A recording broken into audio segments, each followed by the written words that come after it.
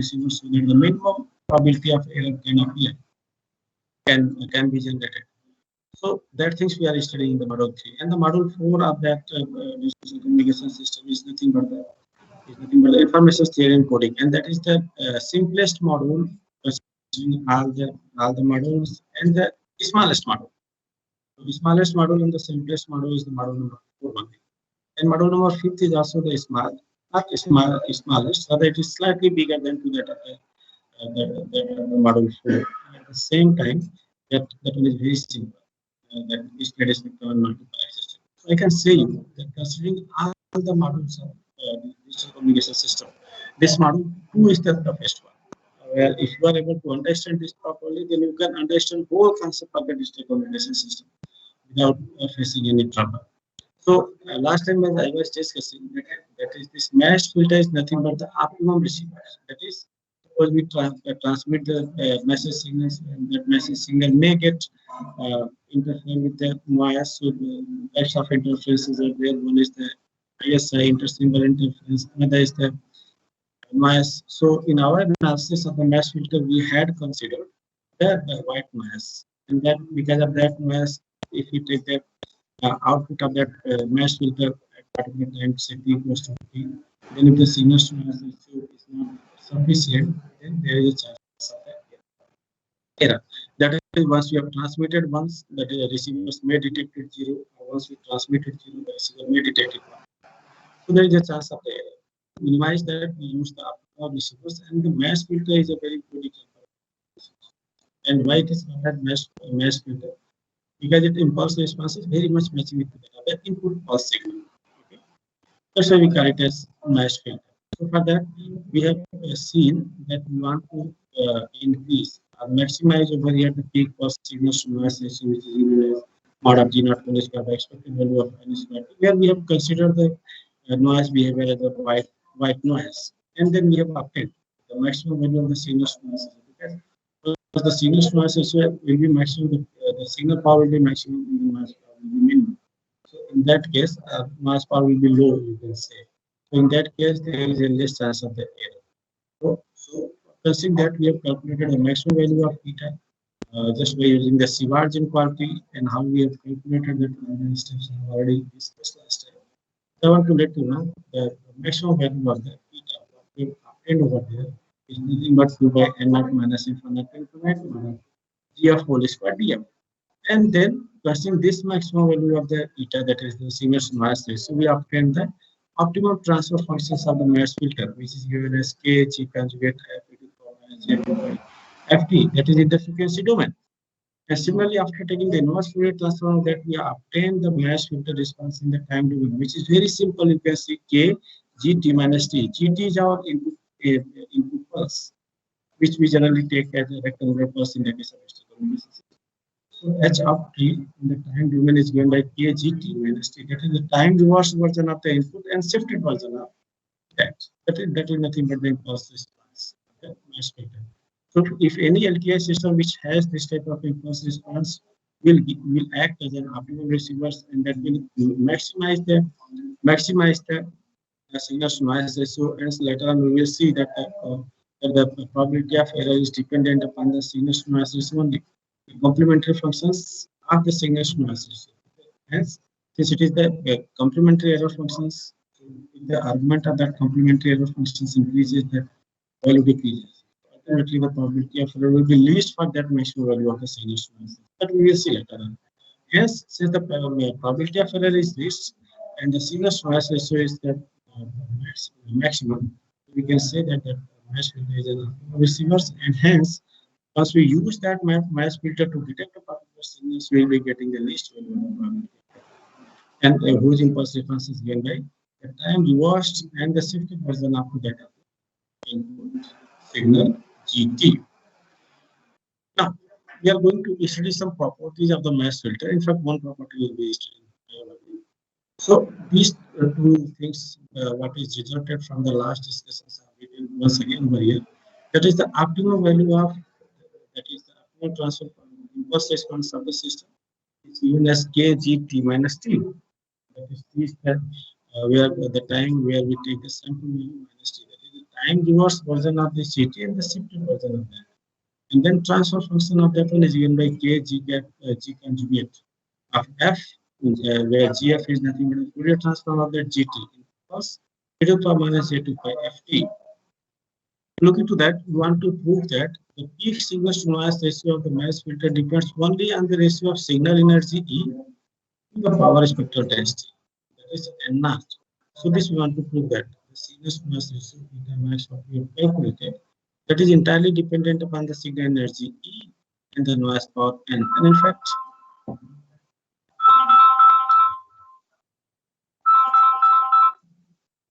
here is the signal energy E and here is the noise power N. And these things we want to prove. That is the signal to noise ratio is 2E divided by N. It is only dependent upon the signal energy and the noise power. So let us see how can we prove that. So for that we know that the G naught F is what? G naught F, if we have the mass filter, input of that mass filter is GT. Suppose the noise is WT, white gas and noise is WT. So because of this GT, whatever the output we will be getting, that is C naught T. And because of this WT, whatever the output we will be getting, that is NT. So that output, because of the signal part, the Fourier transform of that one is G naught F, and the G naught F is nothing but the H naught F into G F. Because G naught F in the frequency domain, we can have the multiplication of this Fourier transform of the input signal and multiplication of the input signal, Fourier transform of the input signal, and the impulse transfer functions. So this G naught F, we can write it as H of F, that is the transfer functions of this filter, and the Fourier transform of this GF. That is simple. So this H of F we have already calculated, which is given by G conjugate F and GF. And then this we can write as K GF whole square, mod of that whole square, G conjugate F into GF, mod of GF whole square is into pi FT. Using the formula of IFT, that is the inverse Fourier transform, we find that the mass filter output at T equals to T. What will the mass filter output? As this, after that, we take the sample value. So if this switch is closed at T equals to T, then the mass filter output at T equals to T will be G naught F. G naught F is this total period. If we take the inverse Fourier transform of that, we can get this G naught T. So the G naught T will be minus infinite to infinite G naught F e to the power j to pi ft. So this is nothing but the expression of IFT, that is the inverse Fourier transform. That is knowing the G naught F. If you want to find out the G naught T, then taking the integration from minus G naught F e to the power j to pi ft T. Now this G naught T equals to K GF we have already calculated. So this is K mod of GF whole square df. Why it is so? Because this G naught T is K minus infinite to infinite mod of GF5, because energy E is given as G square T dt, which is given as minus infinite to infinite mod of GF whole square df. And since G naught F is nothing but A mod of GF whole square e to the power j to ft. So we can write over here the K, and here we can write the mod of GF whole square. And the mod of this one will nothing but the unity, because it is for j theta e to the minus j theta mod of that. It simply cos square theta plus sin square theta minus and the value is coming out to be 1. So it is K under minus infinite to infinite mod of GF whole square. And this is nothing but the energy, because using the relay energy theorem, because we know that relay energy theorem simply says that either we calculate the energy in time domain using this formula, or in the frequency domain using this formula, the value of the energy remains same. So this is nothing but the energy, which is given as K into E. So this energy is nothing but the energy of the signal G, because this GF is the Fourier transform of GT. Hence, this energy will be the signal energy. So we can write it as KE.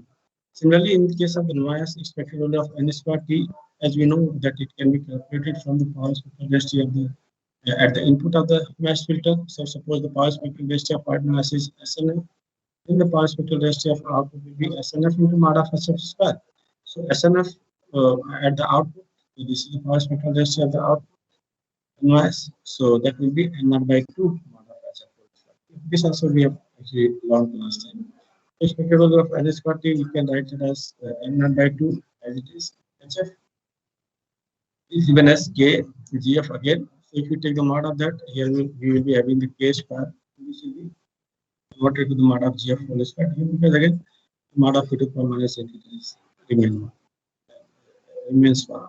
So we can write it this as K square n A square n by 2, and this mod of GF square is nothing but again energy of the signal. So since expected maximum signal to noise ratio is nothing but mod of mod of G naught T whole square divided by expected value of n square T. So mod of G naught T whole square is nothing but the K square E square. So we have taken the K whole square divided by expected value of n square T, which is given as K square n naught T by 2. So after solving this, we get the 2 E by n naught, which only entirely dependent upon the signal energy in the power. And this E by n naught ratio is called as signal energy to noise spectral density. So this term will come again in our future discussions. This E by n naught, we call it as signal energy to noise spectral density ratio. So this is how we can say that the first property of the noise filter is nothing. The maximum signal to noise ratio is dependent on the signal energy and the noise power spectral density. Now, if you take an example, suppose this we consider as an example. Suppose we take this GT, that is, there is a noise filter, there is a sum, and in this sum, there is a filter of the white noise WT, and this is our GT. Okay, so suppose this, and this one is the noise filter HT, and the output of the noise filter. So suppose this GT, the nature of GT is the rectangular pulse. Then we want to calculate over the various characteristics of the noise filter. Like what will be the impulse response of the noise filter? If the nature of the GT pulse signal at the input of the noise filter is the rectangular pulse, which is generally used in the case of digital system, because one we may represent by the rectangular pulse A having the amplitude of A, and the 0 we may represent it by the 0 volt. So here we want to calculate the optimal value of the impulse response of the mass filter. And since we know that the optimal value of the impulse response is K times Ct minus T, so we can actually draw using this Ct. So since it is K times to that of the Gt minus T, what will happen if we calculate G minus T first? Then it will be the time reverse version of this. So it will be like this. Okay. And if we again add G T minus T, then it will shift to the right by the amount of T. So it will come to this. And the amplitude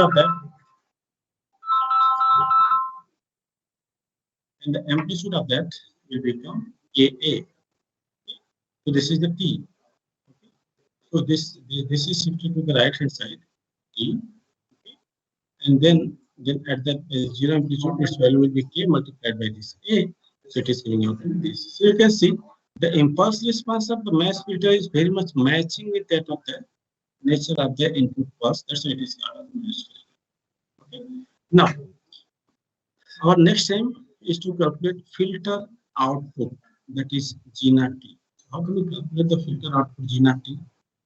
You can see, so in fact, without knowing anything, we can calculate the mass filter output, because this is nothing but the mass filter. Input of this mass filter is supposed GT. In the output of the mass filter, because of this GT is nothing but G naught T, we can simply calculate just by taking, because impulse response is known. Our impulse response is known. And this GT is also known. So in the time domain, if you want to calculate this G naught T, then G naught T is nothing but the convolution of this GT with the HT. Just by using our basic concept also you can calculate. Or you can calculate G naught T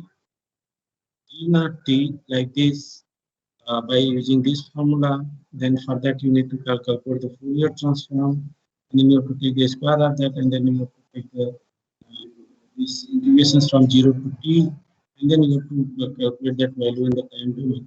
It is better to simply use the basic concept that G naught T equals to nothing but the convolution of GT with the HT, and the convolution of XT with say HT, you know, it is nothing but minus infinite to infinite. X tau, HT minus tau, T tau. So using these expressions, we can easily calculate the basic nature of the output of the mass filter. What will the output of the mass filter? A GT is nothing but the nature of the input pulse, and this HT is nothing but the impulse response of the mass filter. Then if GT is this, HT impulse response of the filter is this, then what will the output of that mass filter that we need to calculate that we need to calculate uh, uh, convolution of these two. So if you want to calculate this, I've not written because in the book it is written directly, but I'm sure that you all can calculate this because so many times we, in fact, we have calculated the convolutions in our PRP subject also, probability and random process. So by that way, following that way, you can calculate that mass meter output. If you are forget, if you if you forgot that, then let me explain you a little bit. That is this G naught T, that is the time domain. This will be nothing but the convolution of GT and then H convolution of GT, then H T minus tau d tau. This is just the relationship by which you can calculate, and your answer will come out to be this one only, because H of T, H optimum T is given by this one, which is nothing but this.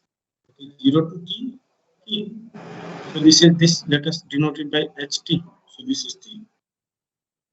Okay. Then what will be H tau? H tau, similarly H tau will be this one only. H tau, because if you are changing the dummy variable, it is not going to change the same. Whether it is going to change the value of that. Okay. So get to T. Similarly, then what will be H minus tau? H minus tau will be this one only. This will be H minus tau. This will be K. And this will be minus T. As tau we have changed to minus tau. And then what will be HT minus tau? Because ultimately we need to take the product of these two to calculate the value of these integrations. We need to ultimately obtain the nature of HT minus tau. So this HT minus tau will be how much? So let us see that the HT minus tau is of this type. That is, it is shifted to the time t. So this 0 will come to somewhere at t, and this point will come to t minus t plus t. So this is the tau axis, and this is nothing but the h t minus tau. Now we can take the product of this with this, because ultimately we need to take g tau. So if you change this axis from gt to g tau, then the nature of this gt will remain same. This g tau we can take, and then ht minus tau we can take, and we can take the product of these two, and we can obtain the value of these integrations. So for that we need to take the various cases. Like suppose in the case one, if we take t less than 0, if we take this t less than 0, then it means that this pulse is lying. It means that this pulse is lying somewhere at the negative side itself.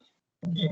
If this pulse st minus tau is lying somewhere at the negative side, because this t is less than 0, so if we take the product of that st minus tau with the gt, the product will ultimately come out to be 0, and the t naught t will come out to be 0. That's why you can see that for less than t equals to 0, the response of the mass filter is nothing but the 0.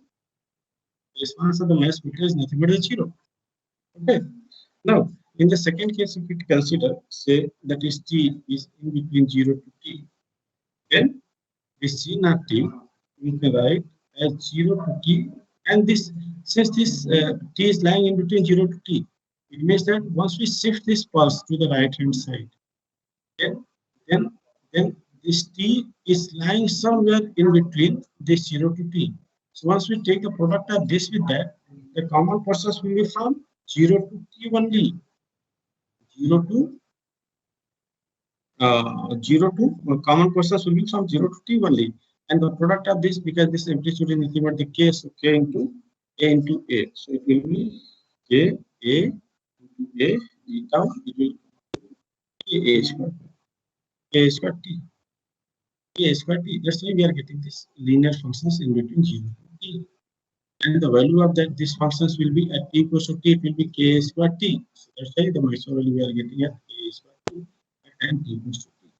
Similarly, in case T, we can write that when T is greater than T, We can write this C naught T by V naught T as when this T is greater than T, is greater than T, that is the shifted version of that one is greater than T, then it will look like that. It will look like that. So if this T is greater than T, that but somewhere it will be overlapping. So what will be this point? This point will be nothing but minus T plus T to T to T, because ultimately this much will be the overlapping period. So it will be A square beta. This will come out to be K A square T minus T. So you can see this is the graph of that this line. A square 2T minus T. Right? A square 2T minus T. So this is how we can draw this line. So this is the impulse. This is the impulse response. Output of the mesh filter. Okay, from the rectangular pulse. Just by taking the convolution of these two signals, that is the GT with the impulse response of that. And convolution specific property and how to calculate the convolution slower. So by this way we can calculate. Now, the interesting property of this is that, please listen it carefully.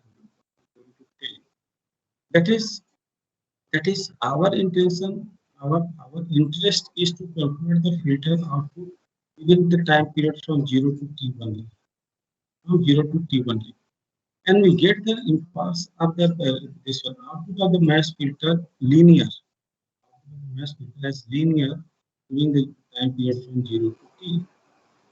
Okay. So what happens if we integrate this gt during the period from 0 to t? Then what will happen? Integration of this functions from 0 to t, and the definitely t will range from 0 to t. A t will be nothing but a t, and the maximum when at t equals to t will be nothing but a into t. So we will be getting this response. That's why I've written over here the output of the integrated dump circuit. What is the integrated dump circuit? I will let you know.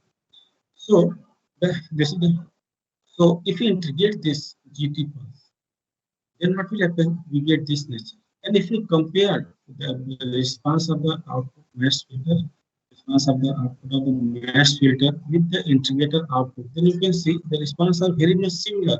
Only the difference is that of the peak value, or maybe some difference in the values of at each time. So that can be rectified just by using an amplifier. So this is the process. But if you talk about the nature, then the nature of this mesh filter output is same to that of this integrator. Hence, it is quite obvious that after that, from that time greater than t, the response of that integrator is equal to be 0. Because from the 0, this is equal to 0. So, so it means what? It means what? That mass filter response, we can easily realized just by using an integrate and dump circuit. It means that integrate and dump circuit is also a mesh filter. Okay. Because the response within this unit is very much similar to that of the mesh filters. Hence, in place of writing the mesh filter, we can directly write it as integrator. And you all know that this integrator we can design either by using RC component or by using plus amplifier or by using the BJT or by using the any way we can design this integrator. The design of this integrator is very much simple. But the only constraint with this integrator is that the integrator output must be zero at time t equals to t. Once the pulse duration gets ended, the output of that integrator must come to the zero. So that is only constraint. So hence, that is called as dummy circuit, dump circuit. And we use the dump switch, and this dump switch is responsible to make the output of the integrator circuit zero. So either we can write it as that in place of the mass filter, we can write simply an integrator, and there is a rectangular pulse, and then just by taking the sample and equals to p, we will get, so doing this, we will get the maximum value of the eta and the minimum value of the probability of error, and that is nothing but an integrator. And in fact, if you talk about the more detailed circuit, then I've drawn this figure. That is, if the input of that one is GT, it is added with the white mass having the power spectral density and not by 2. Then, if you pass this with the mass filter, it's nothing but the integrator in terms of, I told you this mass filters can simply be realized by the integrated circuit. This integrated circuit is nothing but APM. If we design it with the integrated and circuit, and we can see this has been designed using the person where this decision amplifier is having the high gain. And here we can see we use the down switch. That's why it is called as integrated down circuit, because we have to ensure that this down switch should be closed each time duration 0 to t, so that once the conduit gets integrated, this down switch must be closed so that the discharging of the capacitor can occur. This integrator can perfectly flow out to the zero. So this is how we can realize the mass filter using the integrated circuit, because the impulse response specifically for this particular GT, which is most frequently used in the case of digital communication system, is exactly matching with the integrator. And we can say is similar to that of the integrator. This mass filter we can realize by an integrated circuit. Now, if this is the case, then we want to calculate over here the error rate. So what are the things we have studied? We have studied that what is the mass filter, what is the impulse response of the mass filter, what is the transfer functions of the mass filter, and how can this mass filter be realized, that is by using the integrated down circuit, and what are the various properties of the mass filter, and what is the expression of the signal noise ratio for the mass filter. Those things we have studied. Now, as I told you so many times, that is, if you maximize the signal to noise ratio, probability of error is minimum. Decreases, we can say. Okay. But the question is, what is the value of this probability of error? That is called as bit error rate. Calculate in the effect of the noise for the case of mass filter. This is our next topic. That is, we want to calculate over here the error rate due to the presence of the noise. So you can see here we have considered the PCM wave. The PCM wave is nothing but the digital data which can be encoded in say NRZ not returns to zero form. And if there is a 1, that can be encoded at plus V volt. If there is 0, it can be encoded with 3 volt. So that's why here we have taken the PCM wave. And you can consider it as a PCM receiver. So here we have that is the PCM wave is received, and how that wave is actually detected in the optimum manner. So for that, if you want to detect that PCM wave, PCM signals in the optimum manner, then we can use the optimum receiver, which is nothing but the mass filter, which is the integrator and of circuit. So in the way here I have written the mass filter, but you can also write it as integrator and of circuit. Now this PCM wave gets added with the white Gaussian noise. Here we have added one more term, that is the Gaussian noise. It is properly remains same. That it has additive white Gaussian noise, AWG noise. Additive in the sense that is this noise gets added to the amplitude of the input signals. White in the sense its noise density is nothing but n. And Gaussian in the sense that its probability density functions are conditional probability density function is same to that of the Gaussian distribution function. So we have already studied the Gaussian distribution function, which is nothing but x minus mu. So this is the probability density function. Similarly, we can have the conditional probability density. So, because of that, we have considered the nature of the noise as wide Gaussian noise. Okay. Now, once this signal gets added, NRZ signal gets added with the wide Gaussian noise, the output XT of this summon is given to the mass filter. Now, it is the job of the mass filter to detect it optimally, so that while making the decision by using this decision making device, you get the least value of the problem. So what happens? The output of this mesh filter is sampled at t equals to tb, that is at the end of the bit duration. That is at the t equals to tb. In this, that sample value of this output of the mesh filter is given to the decision making device. As I told you last time also, while discussing the mesh filter, that is at the last stage we used to use the decision making device. So at the output of the sample value is given to the decision making device, where the responsibility of this decision making device is to make the decision that whether 1 has been transmitted or 1 has been generated from the PC wave, or 1 has been transmitted, or 0 has been transmitted. How does this decision making device makes the decision that 1 has been sent or 0 has been sent?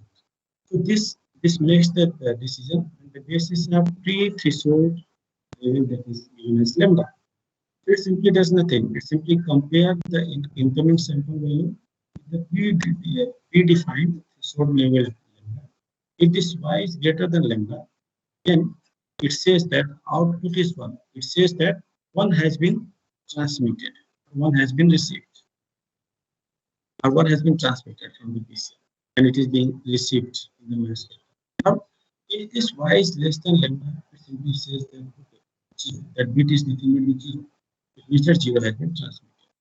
But the main culprit in whole the circuit over here is the noise, which actually may change some decision of this decision making device. That depends upon the signals to noise ratio, because it can change the amplitude to receive bit energy, and because of that only the error will occur. When the error will occur that when 1 has been transmitted, this decision making device besides that 0 has been transmitted.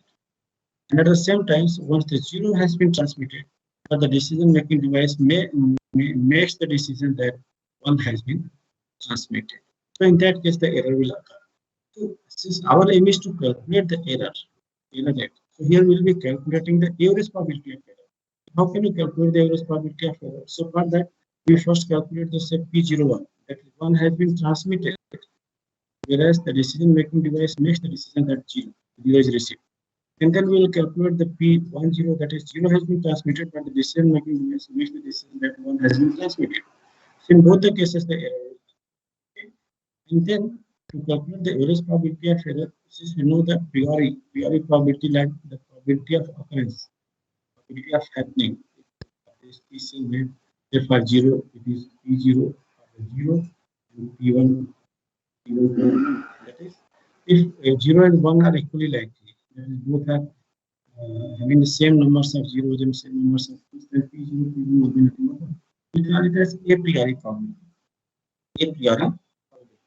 So using this a priori probability, how can we calculate the average probability of error? So we can calculate the average probability of error that 0 has been transmitted, that is probability of say 0, then multiplied by that 0 has been transmitted, but 1 has been received, plus probability of 1 multiplied by that 1 has been transmitted but 0 has been received. Then error will occur. So first we will be calculating this P01, P10, and then we will see, since we know that this P0 and P1 are the a priori probabilities of the occurrence of the 1 and 0, these two are known, and in that case we can calculate the error.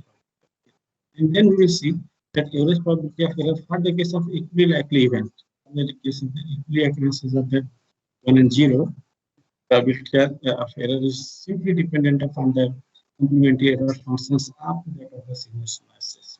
EV by N, PT energy to that of the power spectral density of the white mass. So this is our process by which we will be proceeding to calculate the average probability of error.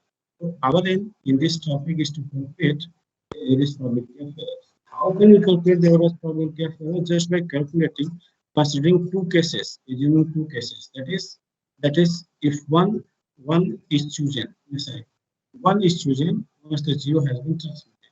So this case we call it as the error of first kind. And in the second case, we consider that 1 has been sent. 0 is chosen, 0 is decided, whereas 1 has been sent. So this type of error generated by at the receiving end is called as error of the second kind. So let us first calculate this P01 and P10. Then we can, using this average probability of error, using the a priori probabilities of string P0, P1, we can calculate. So let us first calculate the P01 and P0. So here you can see the xt, what is coming at the input of the mass vector is nothing but the sum of this plus a minus a, because plus a is represented for the 1, and minus a. That is the number plus having the plus a result 0 to TB is represented for the one, and it is represented by minus a 0 to TB. Because we are assuming that the PCM wave is encoded in the NRZ form. So xt, what is coming to the input of the mass filter, it was plus a plus wt or the symbol one when the one was sent, and it is minus a plus wt when the symbol 0 was sent. So what happens in the case one? What the case one we are considering? The probability of error. That is the two cases we are considering. Calculate the probability of error to calculate that is 0 was sent. Actually, 0 was transmitted, but the receiver has decided that 1 has been received.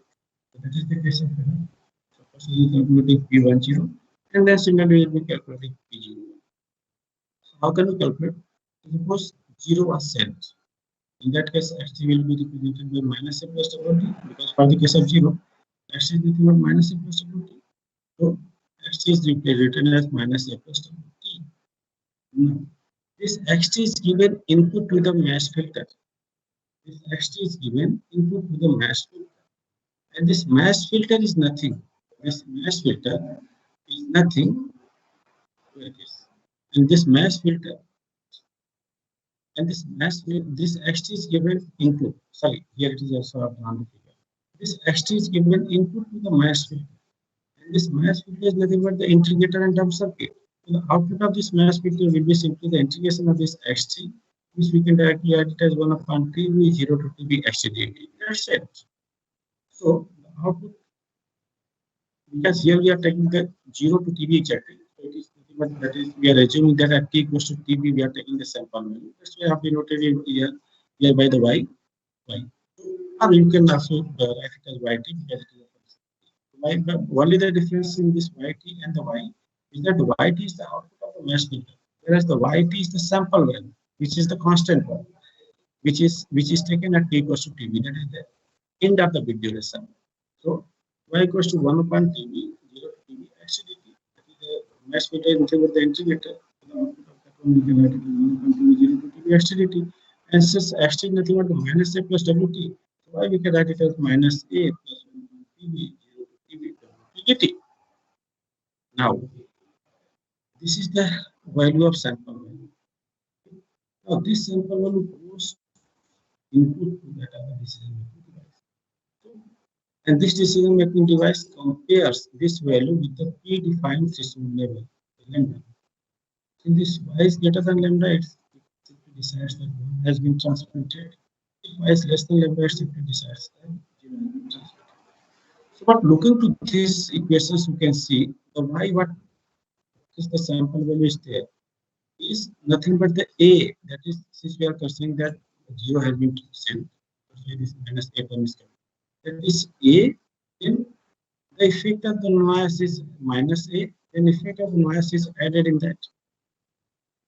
Hence, if we approximately assume that the mean of this noise is nothing but minus a, then we can model this by the AWGN. Hence, we consider the random variable y. For this particular case, we consider the random variable y is a Gaussian distributed function having the mean of minus a, and what will be the variance of that? The variance of that we will simply calculate, because once we know the mean and variance, we can define the conditional probability. We can define the probability density functions of the distributed Gaussian distributed functions, and in fact, we can calculate any value of the probability of error once we define the probability density function. So many concepts we have already studied in the last semester regarding Gaussian distribution functions. So for that random variable y is this y having the value which is varying around this minus a. So we can approximately assume that we have the random variable y whose mean is minus a, and the variance of that random variable y, we can simply calculate is nothing but the expected value of y plus a square whole square. And we all know that expected value of this expected value, that is the variance, you can calculate as 0 to tb 0 to tb wt. The wt is what? White noise. Since y plus a, so y plus a will be what? Y plus a is nothing but 1 upon tb 0 to tb wt dt. And since here it is a square, so we need to take the integration. So expected value of in place of y plus a whole square, we have taken over the double integration 0 to tb, 0 to tb, and wt we have taken one w variable. So in the next integrations, we must have to change the w variable. We have changed it from t to u. So this is the value of y plus a whole square, which we can obtain say from the equation A. That is very simple. So 1 upon tb, expected value of 0 to tb, 0 to tb, w to w dt. Now, this expected value is the linear operation. And since integration we can consider last time in the last module we also studied the PRB. We can consider this integration as a linear operation. 1 upon tb square, sum of that is not a small component. Area is nothing but the whole area. So this 0 to tb, 0 to tb, we can take the expected value within this integrator. So expected value of WTW, DTD. What is this expected value of WTW? It is nothing but the very interesting parameters that is called as correlations functions. Autocorrelation functions RWT up T. So this is what? This is nothing but the autocorrelation function of the wide Gaussian mass. So autocorrelation functions of the wide Gaussian mass is known. As I told you, the density of the wide Gaussian mass is nothing but n naught by 2. And the autocorrelation functions next tau is nothing but n naught by 2. But this happens for the case of when it is a WSS process, when the wide Gaussian, wide stationary process. But here tau is nothing but the difference between the two time periods. So here is the times of t and u. So we can write RWTU. If it would have been the WSS process, then we would have written it as RWT minus u. So we can write the autocorrelation functions in a similar way. That is n naught by 2, that tau is replaced by the difference of these two times, that is n naught by 2 t minus u. So since we know this autocorrelation function set is very simple to integrate to obtain the value of this integration. 1 upon tb whole square 0 to tb, 0 to tb. Then in place of RWTU DTD, you can directly put it as n naught by 2 del t minus u DTD. And since we know that the area under the impulse function is nothing but the unit itself, hence the first value of the integration will be nothing but 1. That is n naught by 2. If we take outside this integration, then integration over 0 to tb del t minus u dt is nothing but 1. So we can write it as 1 upon tb square 0 to tb n naught by 2 and 1 du. And then since we are integrating this with respect to du, so it will be u. And if you put the value of u by tb, then 1 tb, 1 tb will cancel out. And then y square will come out to be n naught by 2 tb. So this is the variance of the random variable y which we are considering, whose sample value is used to make the used as the input of this decision making device to make the decision whether 1 has been transmitted or 0 has been transmitted. Hence, we can characterize the random variable y. How? Because the mean and variance are known. We can define the conditional probability of that random variable y, which is nothing but 1 upon under 2 by sigma square. So 1 upon under y. Then sigma square we have calculated, which is n naught by 2 tb, and 2 will cancel out. So it will be under pi n naught by tb. Simple. E to the power minus y minus mu whole square. So since mu we have assumed as minus a, that is the mean as minus a. Not we have assumed that it is minus a. So it is coming out to be y plus a whole square divided by n naught by tb. N naught by tb is nothing but sigma y square. That is the variance. So here we used to use the 2 sigma y square, so 2 will cancel out. tb. So this is our expression of the probability of conditional probability. What does this conditional probability say?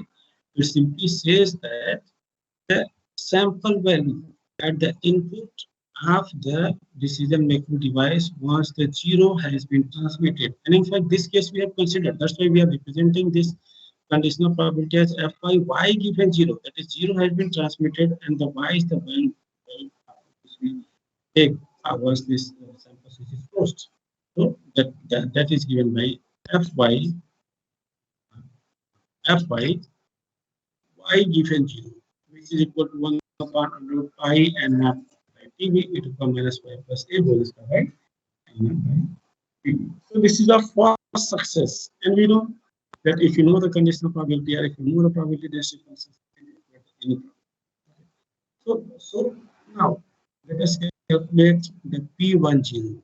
This P10, what I told you, P10, that is second suffix simply says that 0 has been transmitted, and in fact the same case we are considering that a 0 symbol is transmitted, whereas at the receiving end, the receiver decision making device decides that 1 has been transmitted. That is the case of error. So first we are considering that error, and then we will considering the vice versa case, that is P01. Okay. What will the P10? P10 is nothing but probability of y is greater than lambda. Why it is so? Probability of y greater than lambda, because if you look to this decision making device, then when this decision making device will make the decision that 1 has been transmitted, because we are considering the case of error. So we have to consider the wrong actually that conditions. That is P10 simply says that the probability of error that 0 has been transmitted, but the receiver decides that 1 has been transmitted. So when the receiver will decide that 1 has been transmitted, when the y, this sample value, will be greater than lambda. That is, once this y is greater than lambda, it will decide that 1 has been transmitted. Hence, probability, we need to find out the conditional probability. That is, y is greater than lambda.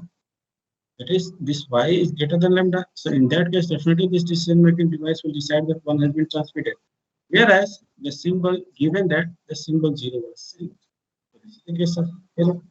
P01, that is 0 has been sent, whereas the decision is made in the favor of 1. So the probability of when the decision will be made in the favor of 1, when the probability of y greater than lambda, given that symbol 0 was sent. That is the conditional probability of error given that 0 was sent. And this says this way, the conditional probability, so we can write it directly in the form of the conditional density functions. That is how can we write this in the conditional density functions? Because the conditional density function is nothing but the constant the distribution functions. We can write it as fy y0. So the nature of that one will be nothing but the constant distribution function. And our aim is to calculate the probability of y greater than lambda. Now suppose this is y and this is the lambda. Okay. So probability of y greater than lambda means we have to do the integrations from lambda to infinite. Then fy y0 is nothing but 1 upon fy y0 dy. Fy y0 is nothing but 1 upon I and n naught by tb. Lambda to infinite e to the power minus y plus a whole square by n naught by tb. I will take just 1 or 2 minutes more, but don't worry. You may feel that it is a little bit. The next time also I will give you a recap. I will give you the recap because this topic is not going to end today itself. So it will take even the half of the lecture of the next coming lectures. That maybe in the next week. So at that time also I will give you the quickly the recap of this particular topic, and then I will complete this topic in the next lecture. So, but just give me 1 or 2 minutes so that I can actually complete at least the expression of P10. So lambda to infinite fy y given 0 t. So this is over here the value of fy y0, which is nothing but 1 upon pi and by tb. Then integration over from lambda to infinite e to the power minus y plus a divided by n by tb. T1. It is very interesting one. And actually, I like this module very much because if you have some knowledge of the things what you have already studied, you can easily understand. Now, the value of these integrations we can easily calculate. All of you are knowing, and even 100 times we have already used the functions. So, since it has already been more than this 1150, so you might have to attend in the next class also. I will actually complete the final expression of P10 in the next class. But don't worry, I have given you the background of this topic. What are the things we are going to get and how the things we are going to do. If you can recall in the next lectures, then it will be very easy for us to, for me to complete this particular topic, and you can easily understand that. Okay. So for time being, whatever the things I have discussed till now, if you have any doubt, you can ask me, otherwise we can end our discussion. Thank you. Anyone of you, please. Do you have any query? No, sir. I thought in the starting itself that I cannot complete this part. one lectures. But for today's lectures, almost half of the durations, or even more than half of the durations, are devoted to study the recap of the previous things and to that of the mass filter properties and to some numerical power you can consider. Properties, two properties of the mass filter. That's why I could not complete this particular topic. But don't worry, in the next lecture, I will first give you the recap of the things what we have studied so that you can recall all those and then we can quickly complete this particular. And it is a very interesting one. I like this very much. It depends on the individual choice. Don't worry if you feel any difficulty, you can ask me the question. For the time being, thank you very much. It is good to see that 45 students have been joined. Don't worry, I will let you know the quiz marks within 1 or 2 days. Please excuse me for 1 or 2 days. Meanwhile, I will be posting the marks of the quiz. Thank you. Thank you to all.